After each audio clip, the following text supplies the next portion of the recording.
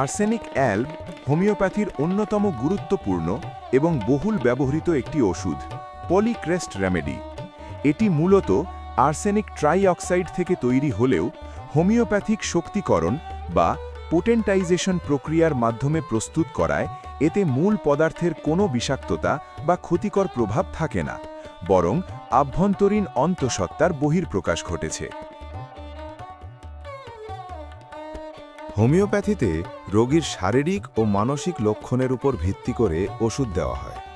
Arsenic অ্যালব রোগীর প্রধান লক্ষণগুলো হল অস্থিরতা ও মৃত্যু ভয়। রোগী অত্যন্ত অস্থির থাকে, এক জায়গায় বেশিক্ষণ বসে থাকতে পারে না। তার মধ্যে তীব্র মৃত্যু ভয় কাজ করে, মনে করে তার আর বাঁচার কোনো আশা নেই এবং ওষুধ খেয়েও লাভ নেই। জ্বালা এবং গরমে উপশম। শরীরের বিভিন্ন অংশে যেমন পেট, বুক, ত্বক তীব্র জ্বালা পোড়া থাকে। তবে মজার বিষয় হলো এই জ্বালা গরম শ্যাঁক বা গরম পানীয় দিলে কমে যায়, মাথার ব্যথা ছাড়া। ঘন ঘন তৃষ্ণা।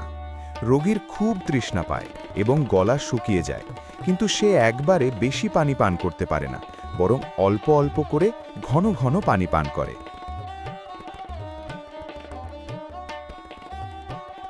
তীব্র দুর্বলতা। রোগাক্রান্ত হলে বা সামান্য পরিশ্রমেই রোগী খুব দ্রুত অত্যন্ত দুর্বল, প্রস্ট্রেশন হয়ে পড়ে।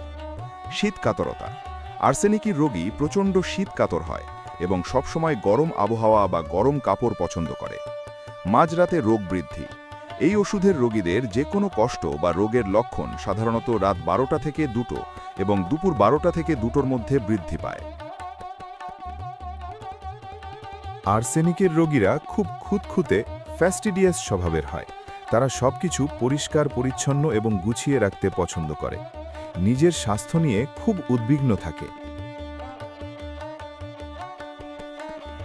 যেসব ক্ষেত্রে এটি সাধারণত ব্যবহৃত হয়: ফুড পয়জনিং ও পেটের সমস্যা, পচা, বাসি, ভেজাল বা বিষাক্ত খাবার খেয়ে পেটে ব্যথা, বমি, ডায়রিয়া বা পেটে জ্বালা পড়া হলে আর্সেনিক অ্যালব সবচেয়ে বেশি ব্যবহৃত হয়। সর্দি ও শ্বাসকষ্ট, হাঁপানি। নাক দিয়ে পাতলা, গরম ও জ্বালাকর পানি পড়া, হাঁপানি বা শ্বাসকষ্ট যা মাঝরাতে বেড়ে যায় এবং রোগী শুয়ে থাকতে পারে না, উঠে বসলে কিছুটা আরাম পায়। চর্মরোগ, এক্সিমা, সোরিয়াসিস বা অন্যান্য চর্মরোগ যেখানে চুলকানির চেয়ে জ্বালা পোড়া বেশি থাকে এবং চুলকালে রক্ত বের হয়। জ্বর, ডেঙ্গু, ম্যালেরিয়া বা ইনফ্লুয়েঞ্জার মতো জ্বরে যেখানে অস্থিরতা, পিপাসা এবং দুর্বলতা প্রকট থাকে।